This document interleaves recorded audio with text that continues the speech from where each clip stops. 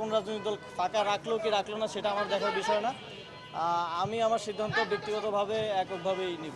ত্রয়োদশ জাতীয় সংসদ নির্বাচনে ঢাকার কোনো এক আসন থেকে প্রতিদ্বন্দ্বিতা করার ঘোষণা দিয়েছেন অন্তর্বর্তী সরকারের উপদেষ্টা আসিফ মাহমুদ সজীব ভুঁইয়া। তবে এখনও চূড়ান্ত হয়নি তিনি কোন আসন থেকে দাঁড়াবেন কিংবা কবে সরকারি পদ ছাড়বেন।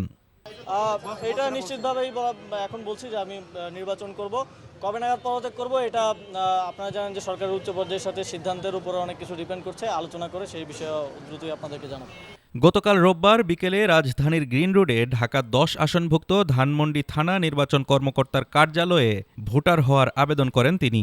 সেখানে সাংবাদিকদের সঙ্গে কথা বলেন স্থানীয় সরকার ও যুব ক্রীড়া মন্ত্রণালয়ের এই উপদেষ্টা। সরকার তো জনগণকে নিয়েই কাজ করছে, জনগণকে নিয়েই ভাবছে এবং সরকারের সকল কার্যক্রম জনগণমুখী।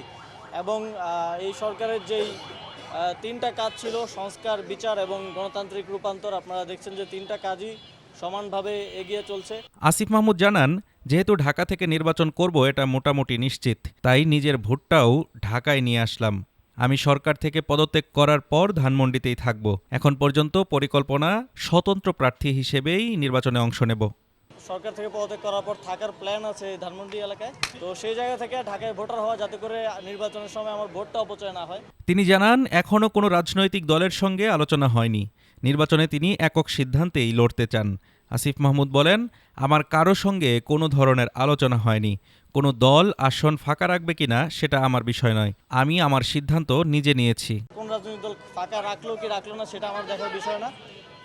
আমি আমার সিদ্ধান্ত ব্যক্তিগতভাবে এককভাবেই নিব। সরকারি পদ থেকে কবে পদত্যাগ করবেন সেই বিষয়ে বলেন, বিষয়টি সরকারের উচ্চ পর্যায়ের সিদ্ধান্তের উপর নির্ভর করছে। জুলাই সনদ বাস্তবায়ন প্রসঙ্গে এক প্রশ্নে আসিফ মাহমুদ বলেন, রাজনৈতিক দলগুলোর মতামত নেওয়ার পরই সরকার পরবর্তী সিদ্ধান্ত জানাবে।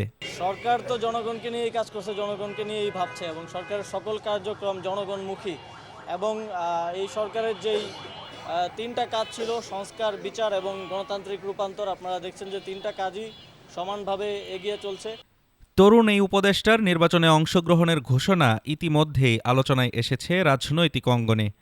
তবে তিনি কোন আসনে লড়বেন তা জানতে অপেক্ষা করতে হবে সরকারের চূড়ান্ত সিদ্ধান্তের জন্য।